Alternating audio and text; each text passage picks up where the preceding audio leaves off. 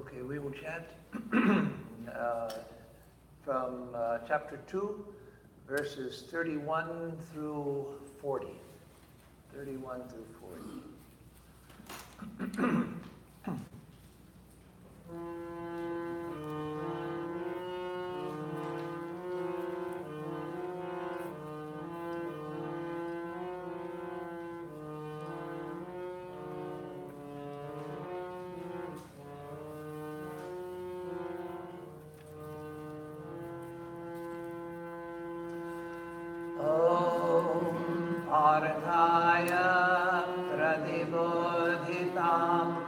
भगवता नारायणेन स्वयं व्यासेन ग्रथितां पुराणमुनिना मध्ये महाभारतम् अद्वैतामृतवर्षिणीं भगवतीम् अष्टादशाध्यायिनीम् अम्ब त्वामनुसन्दधामि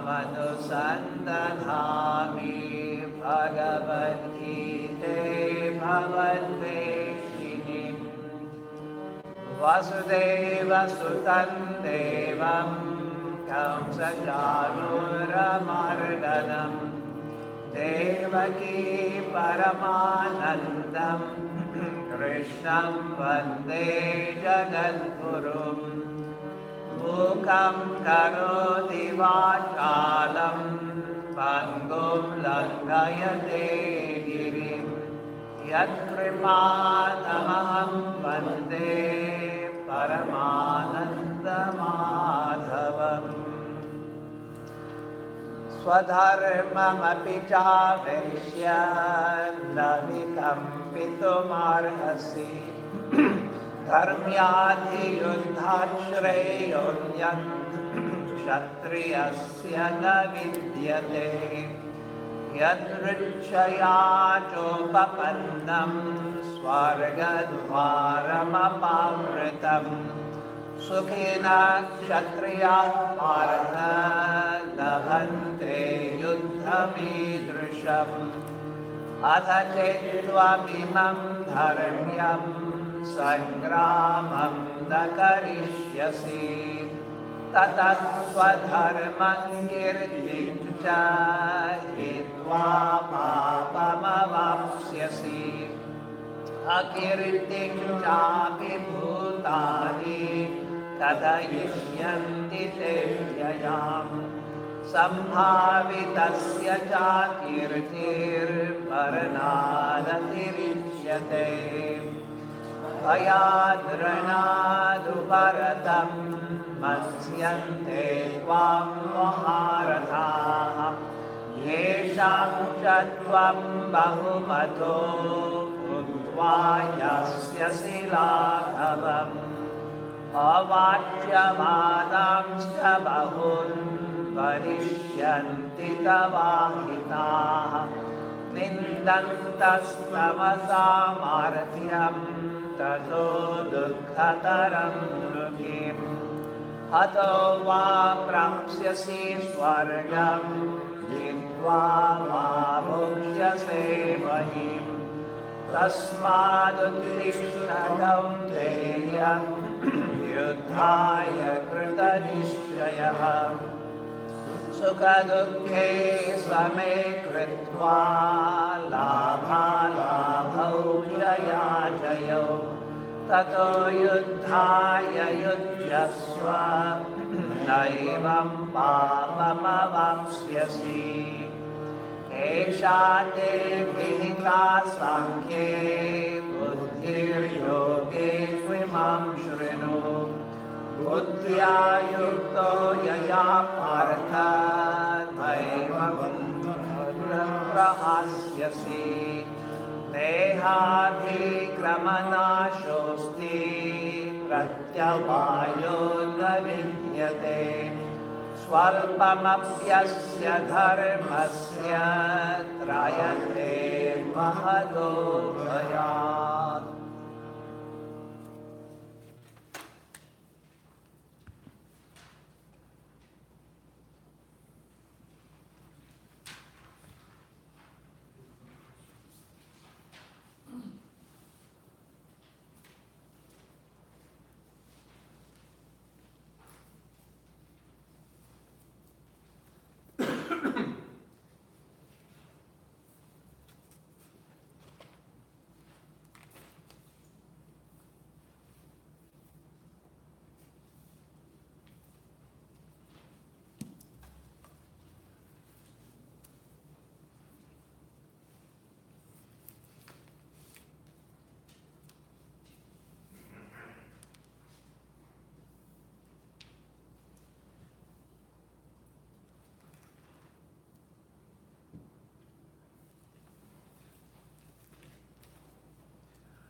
So we'll begin where we left off last time.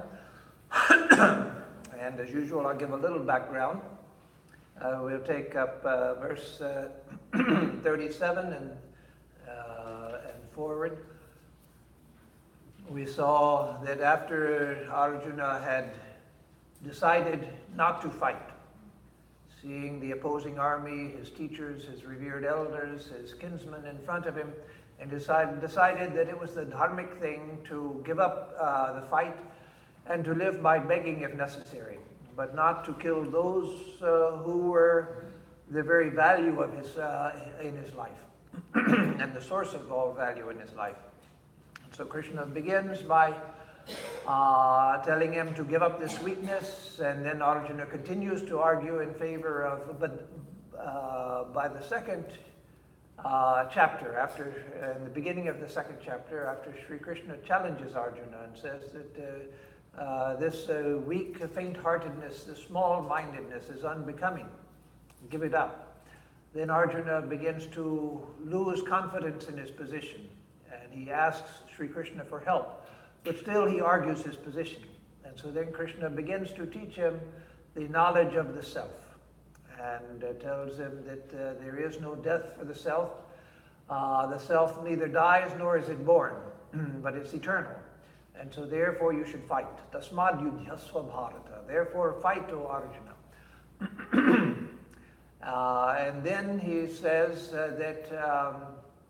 but if you don't believe in the eternity of the self, then at least for reasons of common sense, that the death comes to everybody, so that for that reason also you should not grieve.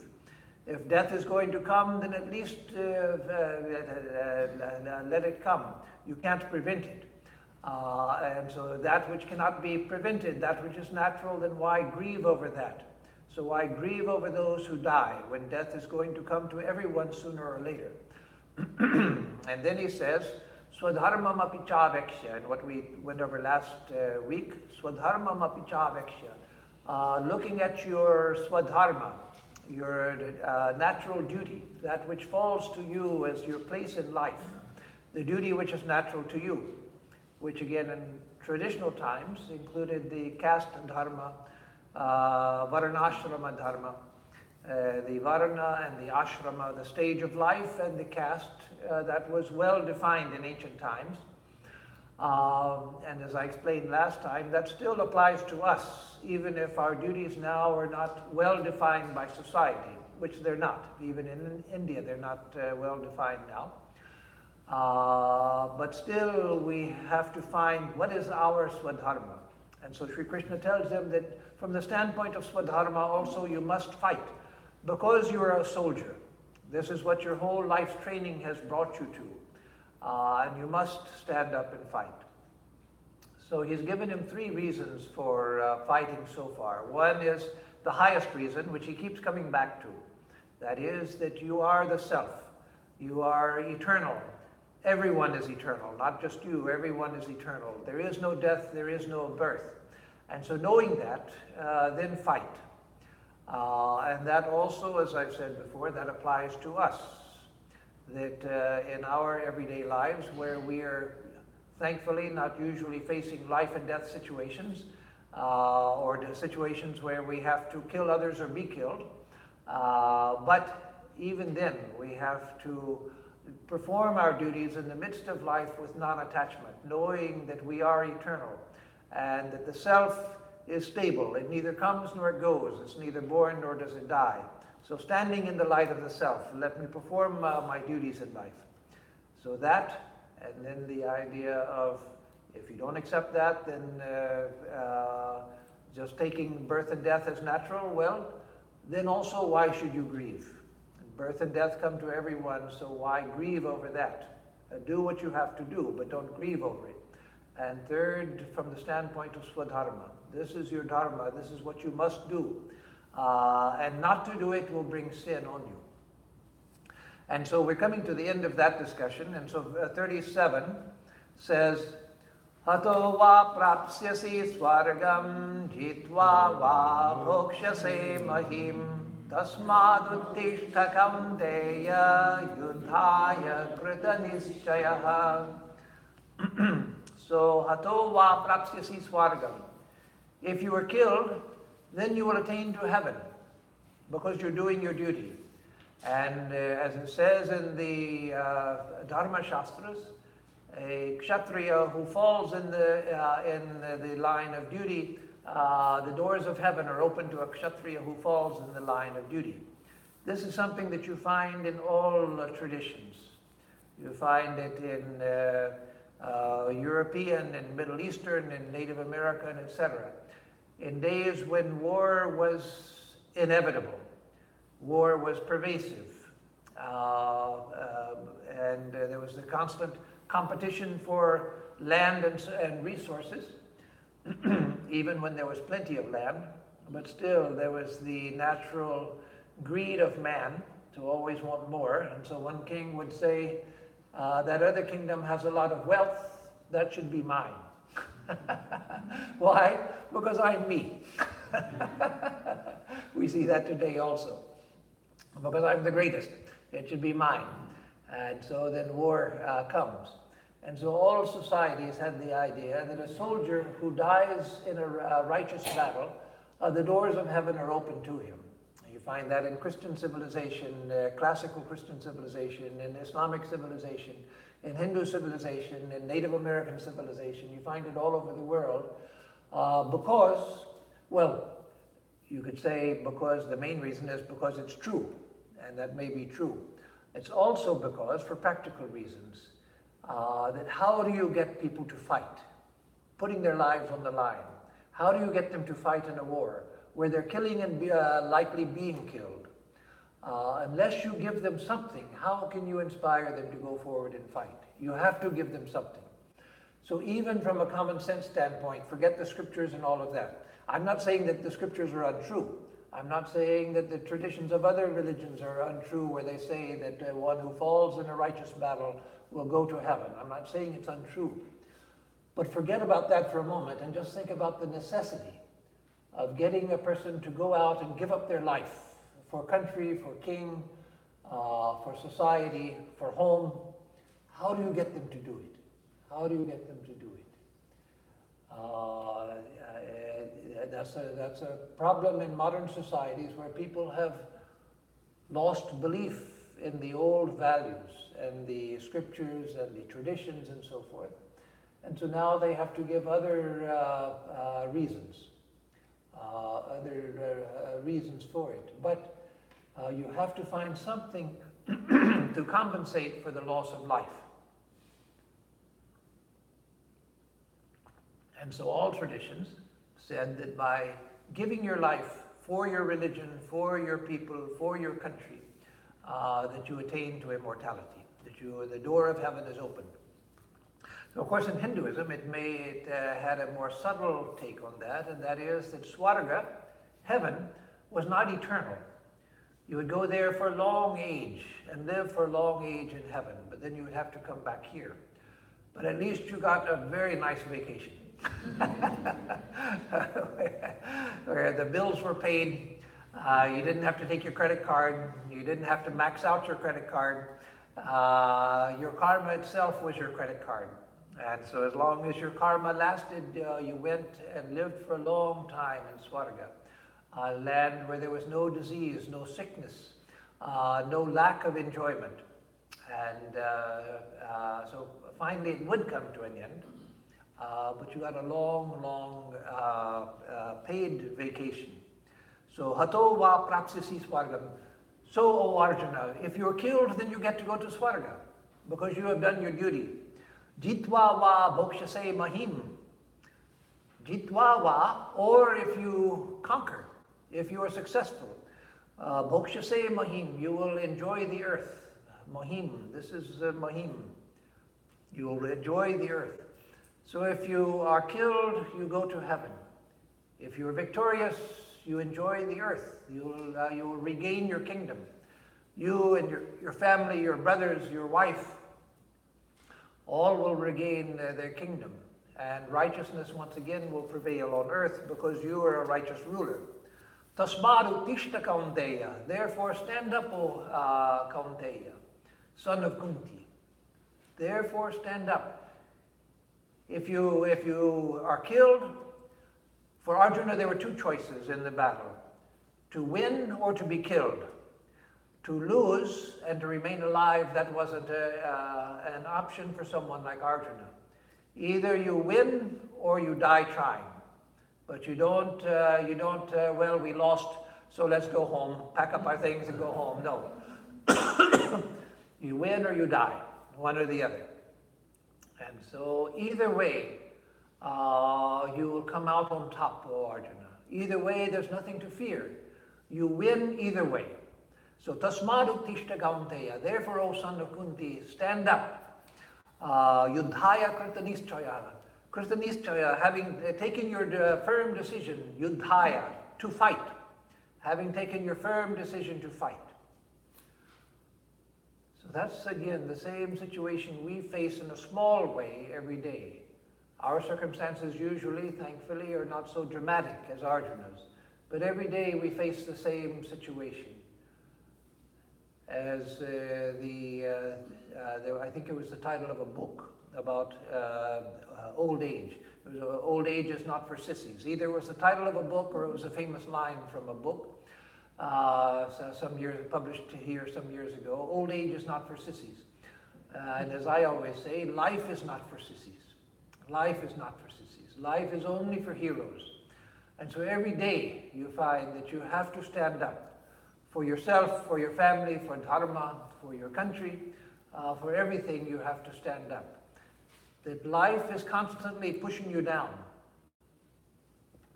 This is why there's a great misunderstanding, a potential misunderstanding. There's not so much misunderstanding because nobody in the West nowadays reads Swamiji.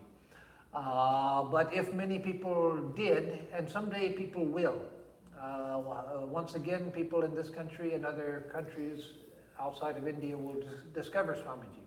And there's a potential misunderstanding because Swamiji says that it's not harmony with nature, but conquering nature. That sounds like just the opposite of what people want today. We want harmony with nature, we don't want to conquer nature. When we think of conquering nature, we think of going out and raping the earth and taking all of the minerals and polluting the oceans and spraying crops with poisons and poisoning the earth and the atmosphere and people and all of that. That's what conquering the earth has come to mean in the modern world. When we think of conquering the earth, we think of the Western model of going out and raping the earth, taking everything, using up everything, and leaving future generations to either figure out how to clean it up or to die. But that's their problem, it's not our problem. We're going to conquer the earth. Why? Because we want to take for ourselves. That's not what Swamiji meant. When he said it's not harmony with nature, it's conquering nature, he didn't mean that at all. That itself was succumbing to nature, succumbing to the greed which is natural to the human heart, succumbing to the selfishness which is natural to the human heart. Swamiji meant just the opposite. By harmony with nature, he meant the harmony of nature which he was against was that harmony which says, nature tells me to give up, so I'll give up. Nature says, you live out in the elements, don't build a house, and so I'll live out in the elements. Nature says to live only by hunting and gathering, so I'll hunt and gather. No, Swamiji says that it's by fighting with nature, struggling with nature, that all human progress has come. But again, what did he mean by struggling with nature? He meant that which we have to do every day. We have to struggle with our own nature every day to be truthful. We have to struggle with our own nature every day to be generous. Our nature from inside says, don't worry about other people, worry about yourself. Our own nature says, don't care what happens to other people, protect yourself. And so struggling with internal nature means that. And struggling with external nature means trying to figure out how to live in a way that is beneficial to everyone. That's struggling against nature. Nature doesn't build buildings. Nature doesn't develop solar cells for solar power. Nature doesn't give us turbines for wind energy and things like that. No, it's by struggling with nature, trying to figure out how to live in such a way that we can have a good life and others can have a good life. So the ignorant way of struggling with nature is just to destroy the earth. The wise way of doing it is learning how to use nature for the benefit of all. But every day we have to fight with nature. Every day we fight with nature. And so yudhaya krita nischaya. Having taken firm conviction, then fight, O son of Kunti. That we have to do also. Every day we have to struggle against lower nature in favor of higher nature, if you want to say it that way. Against lower nature and in favor of higher nature. So then he goes on in 38. Sukha dukkhe same kritva labha labho jaya jayo tato yuddhaya yujyasva naivam papam avapsyasi. So sukha dukkhe same kritva, having made happiness and misery the same. Now that's a big deal. That itself is conquering nature. If you can make happiness and misery the same. Nature says go for happiness and run from misery. But higher nature says, no, make the two the same. How do we do that? How do we do that? We can only do that when we begin to believe in something which is higher than both and superior to both. One of the things to understand is that the Gita and other great scriptures like the Gita, they're not telling us to do this because God wants you to do this, or because the scriptures want you to do this, or because society wants you to do this. No, do this because it's for your benefit. It's for your benefit.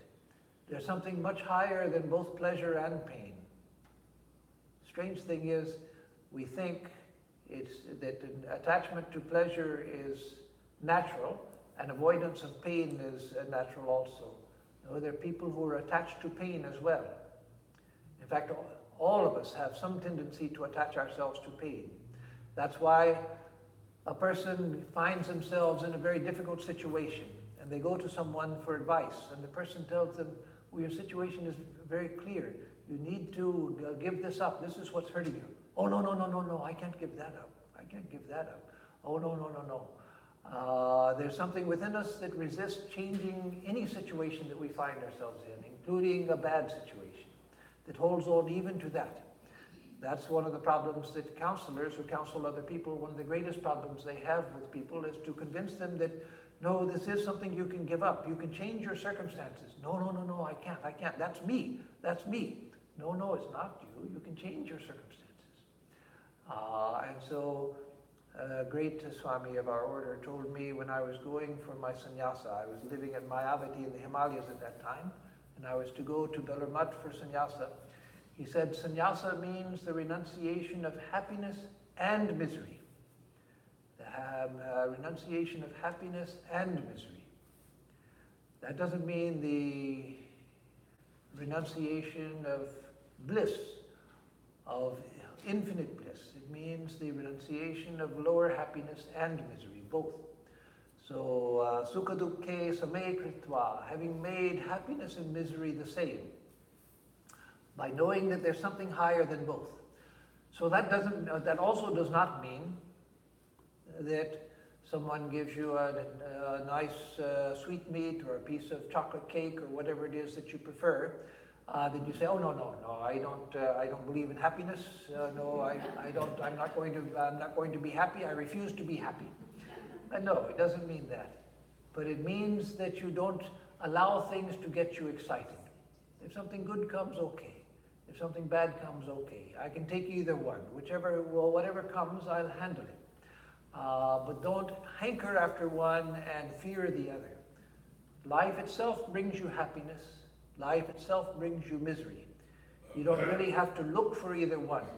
Both come of themselves. And so as they come, take them in stride. But don't allow the mind to be deeply affected by either one. When you're happy, be happy. But don't allow the mind to go beyond a certain point where you get excited, so excited that you can't sit still. No, retain a sense of dignity, a sense of self-centeredness. And when something bad comes, don't allow yourself to become completely undone. Know that everything that comes in life I can handle. There's a way through every situation. So let me handle every situation. It helped me, something that helped me a great deal many, many years ago. I'd just come back from many years in India and was in Trabuco for some time before I went to San Diego for many years. And there was an old English Swami there. And so one of the other monks there was telling me about this Swami. He's passed away a number of years ago, Swami Bhandrananda. He had been a medic in the British Army during World War II in China. He'd been in China for several years, and at the beginning of World War II in Asia, when the Japanese first took over a large part of China, he was one of the casualties. He was captured, and he spent the whole of World War II, longer than World War II lasted here, the length that it lasted with the Japanese. He spent the whole of World War II in a Japanese concentration camp. But he had been a medic, and so he had an army medic, and so he'd had to face all sorts of horrible situations. And so this other monk told me that, oh, Swami Bhadrananda's amazing. When something happens, he's just as cool as can be. He sees what the situation is, sees what needs doing, and he just goes ahead and does it without thinking about anything else. And that made a deep impression that, yes, that we can all do that. He did that not because he was a spiritual person, though he became a spiritual person, but that was his training as a medic. He had to do that. And so even before we become spiritually advanced or whatever, we can learn to do that. Just when a disaster strikes, just look, what is the situation? My getting excited, my coming undone, my weeping and wailing, my running in circles and everything, that doesn't help anything. It doesn't help anything. So let me just be calm, and let me see if there's something that I can do, and what I can do, let me do it. That's a great lesson in life. And so that's another way of approaching this sukha dukkhe same kritva, having made pleasure and pain the same. In every situation, let me just see, what is my place here? What is there for me to do here? And then the next part is equally important. Labha labho jaya jayo. Labha labho. In acquisition or in loss. Labha alabha. In acquisition or in loss, to be the same. Same kritva. Having made acquisition and loss the same. And even more important, jaya jayo. Success and failure. Let's take it not in military terms, but in general terms. In success and in failure. Making success and failure the same. That's a great lesson in life. All of us are attracted to success. We don't want to fail. We fear failure. But if we can see that life is not about success, and it's not about acquisition, it's not about happiness. Life is about experience. Life is about maintaining equanimity of mind in all circumstances, because life brings all of it. We can chase happiness all of our lives. And if we do, we'll be miserable. We'll be miserable. Because the happiness that comes, yes, there is happiness in life, but the amount of happiness that comes is not that great. The amount of happiness we get in life is not great. Most of what we think is happiness is actually anticipation of happiness. Anticipation, oh, I'm going to get this, oh, I'm going to do this, oh, I'm going to go here, and things are going to be great.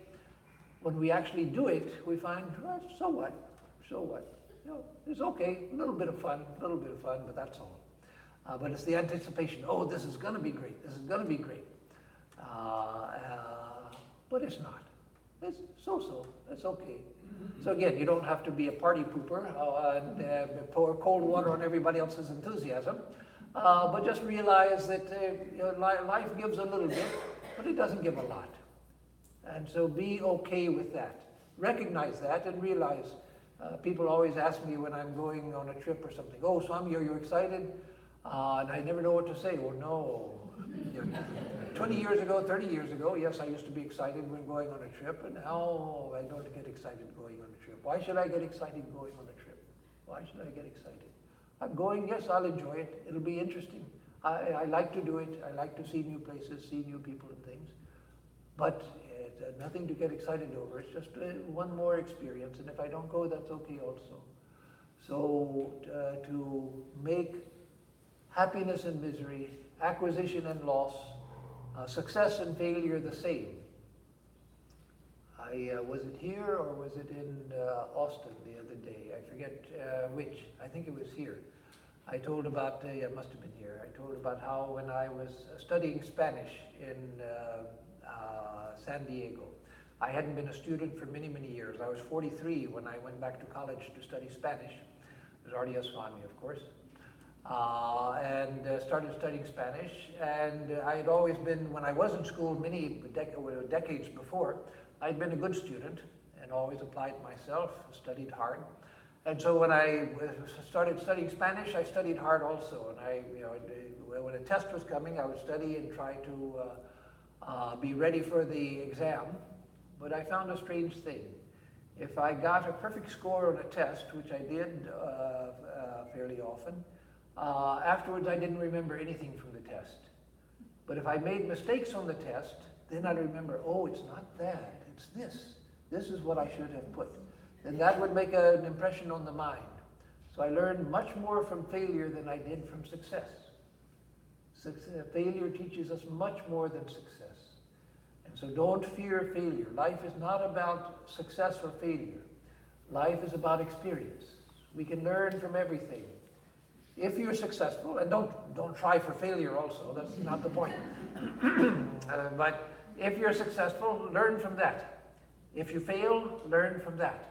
And don't be undone by either. By success, by just, there are all of these stories about the person who wins the lottery and they get so excited they have a heart attack and die on the spot, so they never get to enjoy it. So don't be like that. And if you fail, don't be undone by that.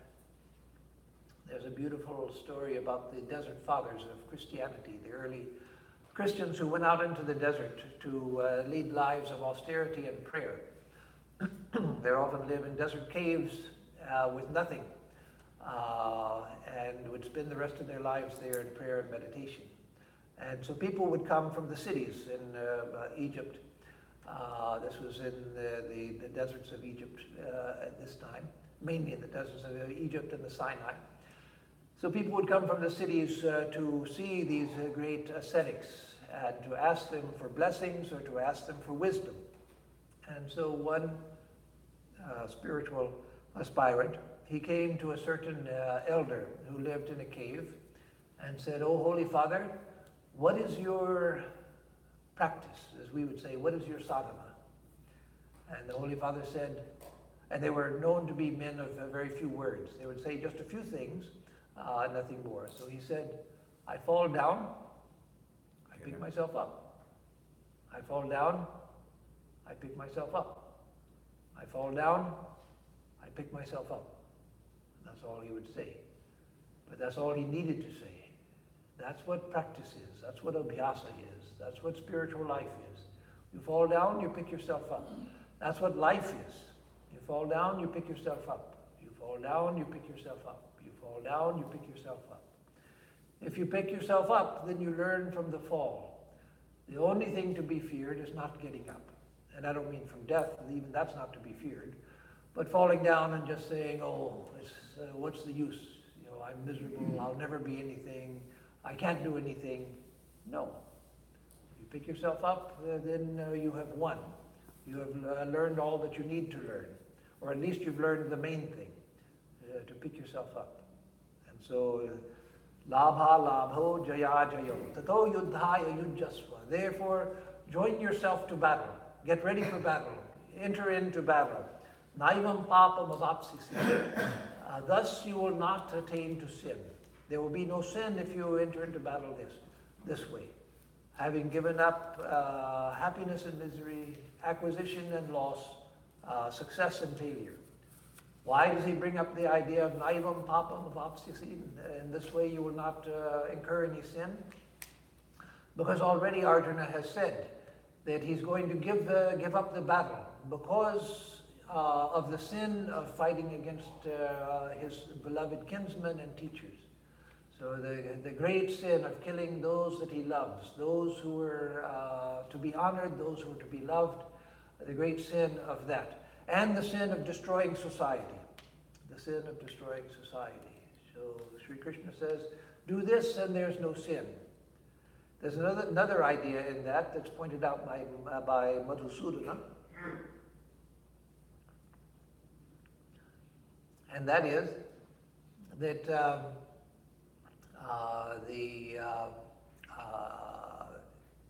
by going against going against the scriptures, by killing his teachers, that there would be a sin from that. Or in other ways, there would be sins from also the sin, because this is only applicable in traditional times, which Madhusudana was addressing. In traditional times, you had your nitya and naimittika karma. Nitya karma meaning that which you're supposed to do every day, the duties that you're supposed to do every day, and naimittika, that which you do on special occasions. And it was traditionally believed, taught by the Purva Mimamsikas, and accepted by the Vedantins, that by doing your daily duties like Sandhya Vandana and other religious duties, that you don't get merit. But if you don't do them, you get sin. So there's no merit to doing what you're supposed to do, you're just supposed to do it. But if you don't do it, you incur sin.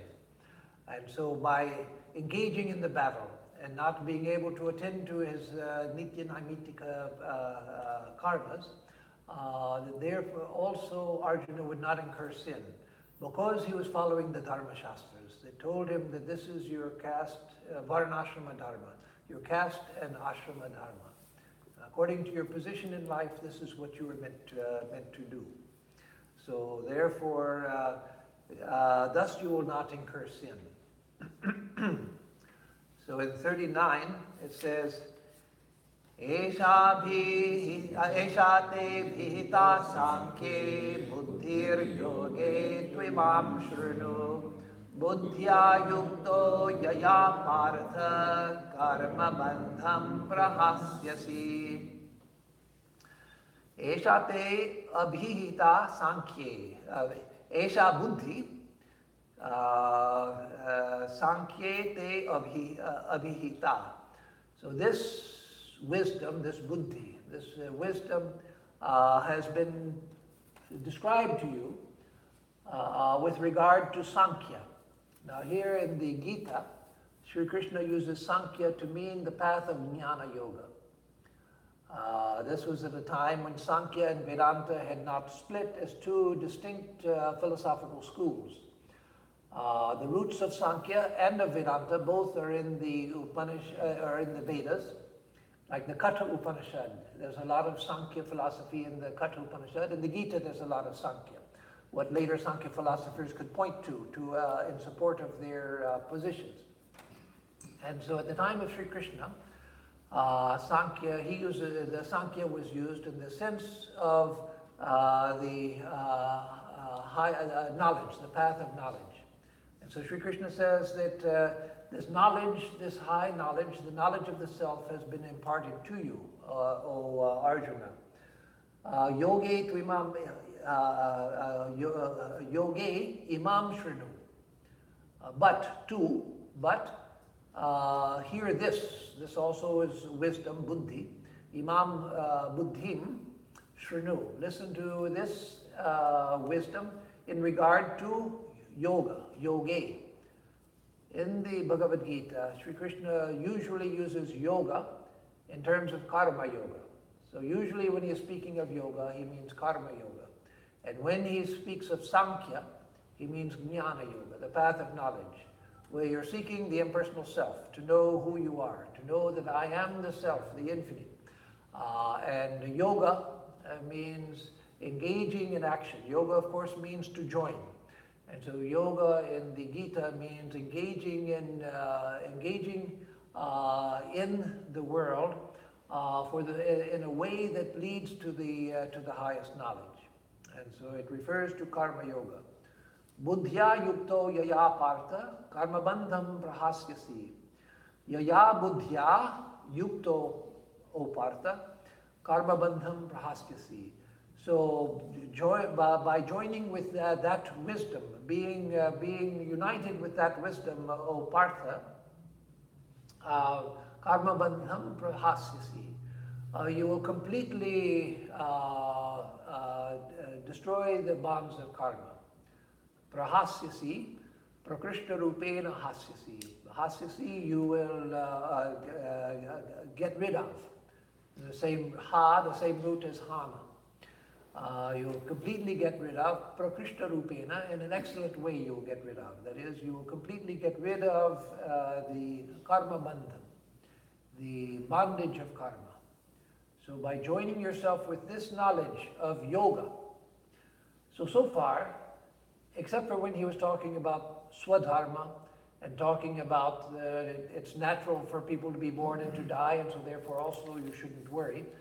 But other than that, when Sri Krishna has so far spoken of wisdom, he's spoken from the standpoint of Sankhya. That is, Sankhya as defined in the Gita, as used in the Gita. That is what we would call Jnana Marga, the path of knowledge, the Atma Jnana. That's what he has been speaking about. And so now he says, you have heard this wisdom about Jnana, about the highest self. Now listen to this wisdom about yoga. And by performing yoga, that is karma yoga, you will destroy the bonds of karma. So again, Sri Krishna begins with Jnana Yoga by telling him about the truth of the self. Why? Because first of all, Arjuna has to know that he's eternal. And then from that knowledge to engage in action.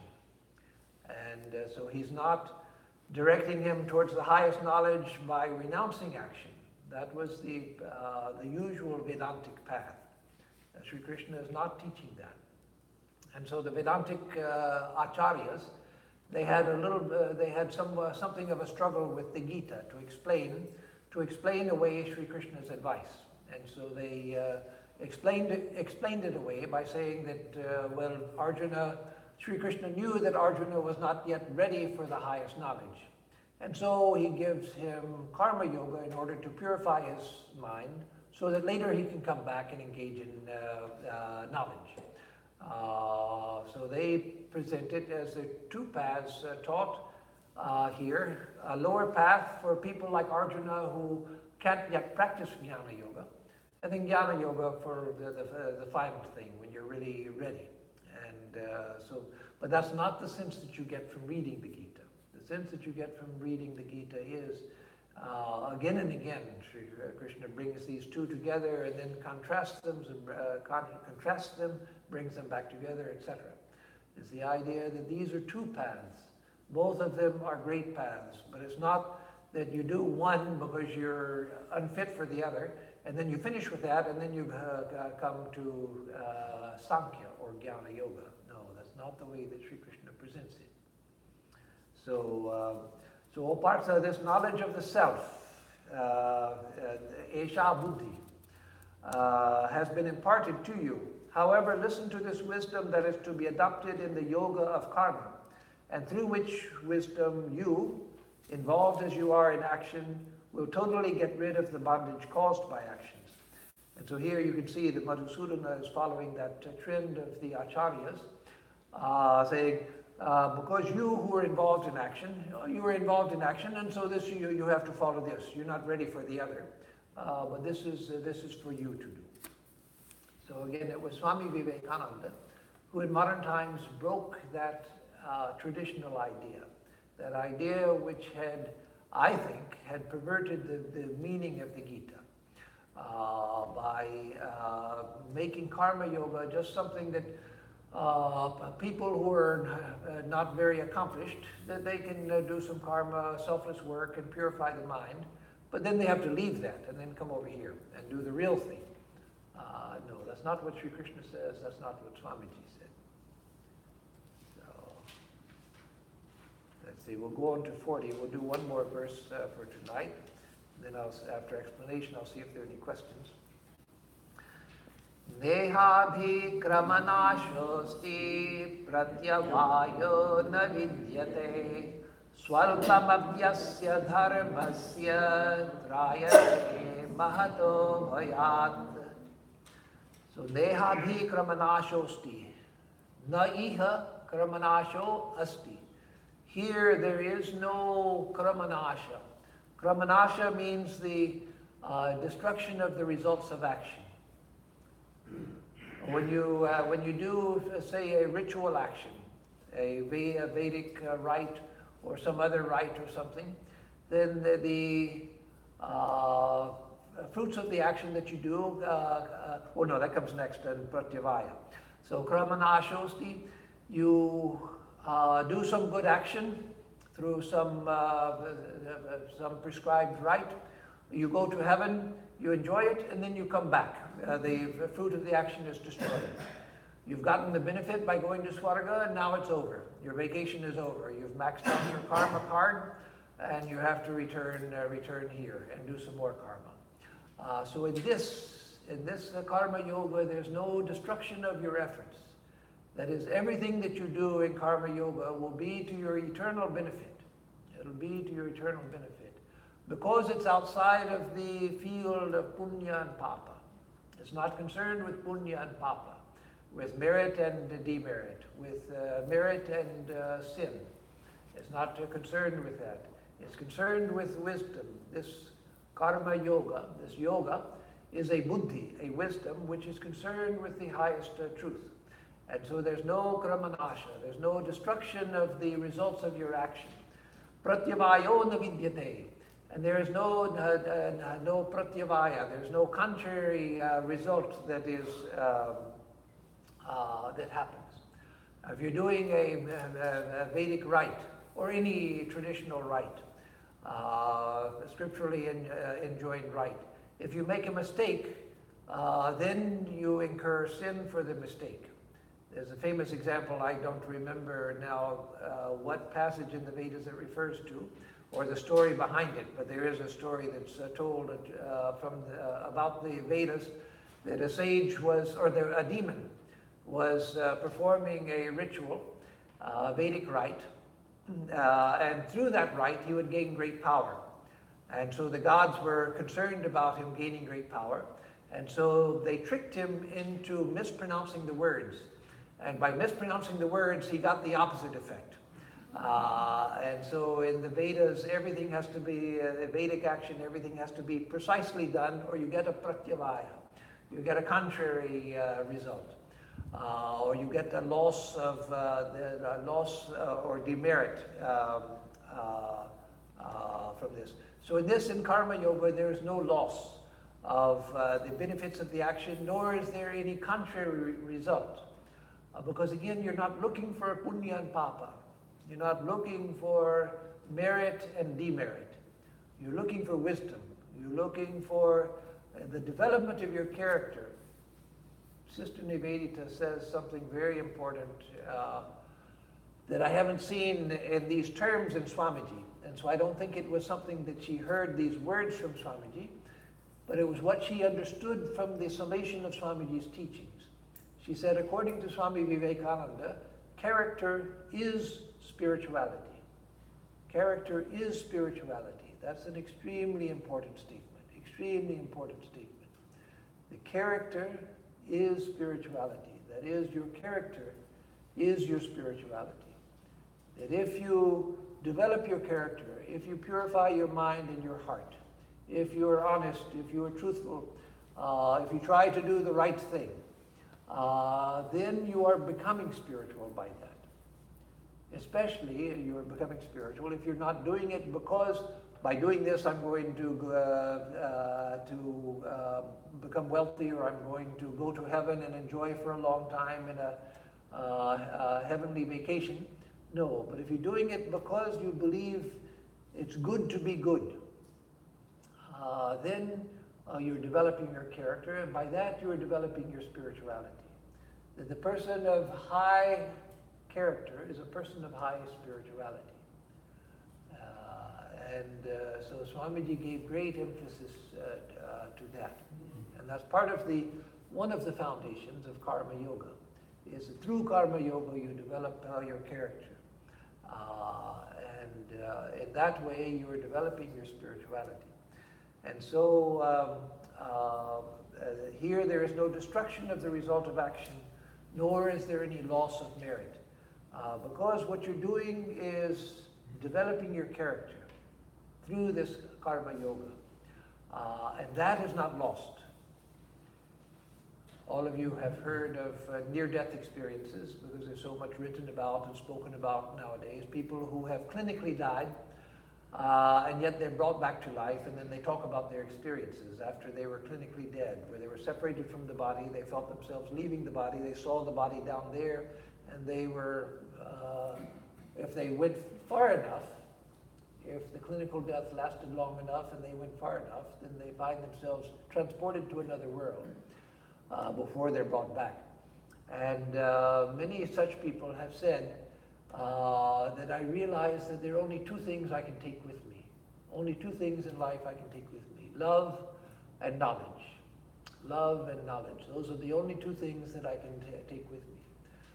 We would say character. That's the only thing that you can take with you. What you take when you die is who you are. And who you are is not what you have, not what you have acquired as far as possessions. Who you are is who you are. That is your character. And so that goes with you. And so whatever you do here that is forming your character, that goes with you. So swalpamapyasya dharmasya trayate mahato bhayat. This is a very famous line, more famous than the first line of the verse. This is, the second one is a very famous half of the verse, 40. Swalpamapyasya dharmasya. Asya dharmasya swalpam, that is a very little bit, swalpam, a very little bit, asya dharmasya, of this dharma, of this teaching. A very little bit of this teaching, trayate mahato bhayat, will take you across the great fear.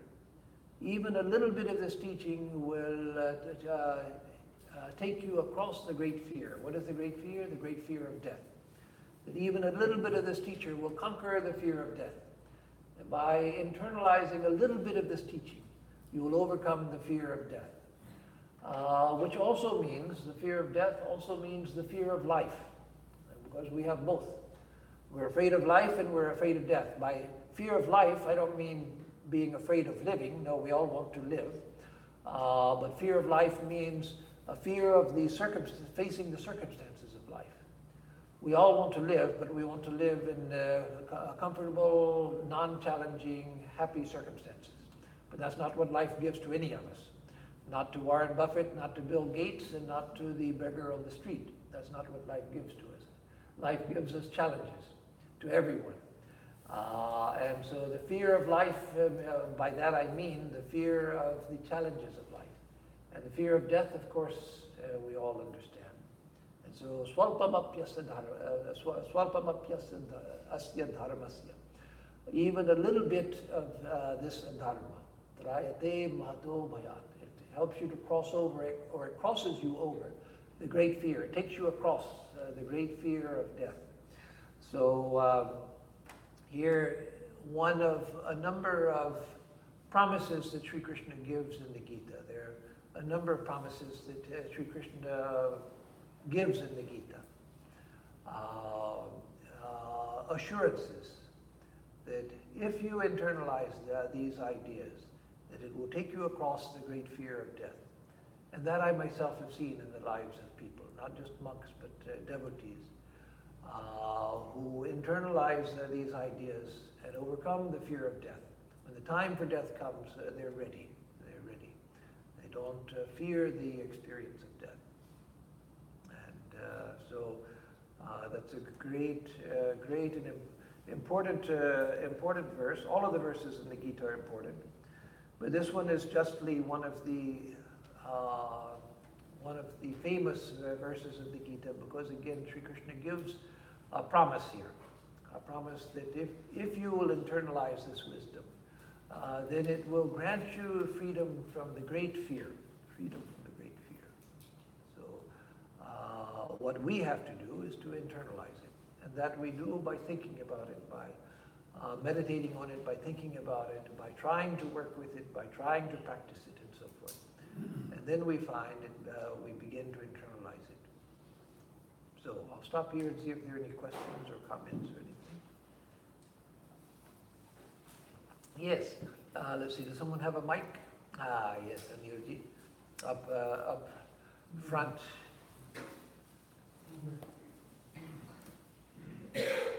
On your left side.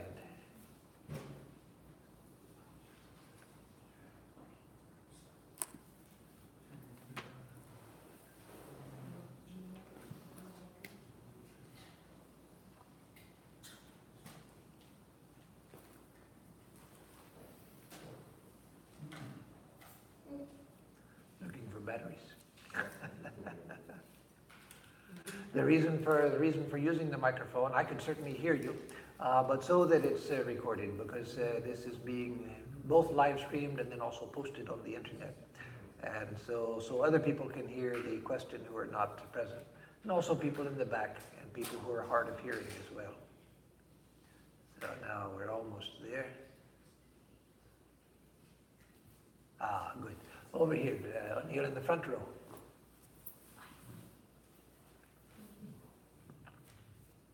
Sankhya is a Buddhi yoga? Sankhya, Buddhi yoga, yes. In the Gita, now here in that verse where I referred to that, the previous verse, 39, he uses Buddhi just as wisdom.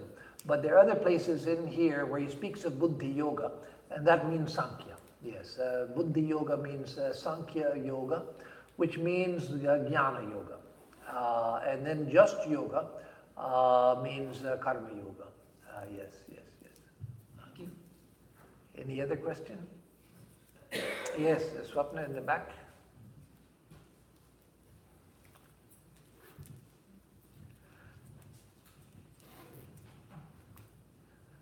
Maharaj, when we talk about realization, our Atman getting realized, we say, it's realization, which by default means there must be a faculty to realize it.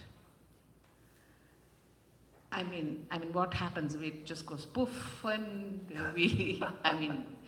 my question is, if there is another faculty for realization, that means there's something superior to that. It cannot be absolute then, right, Maharaj?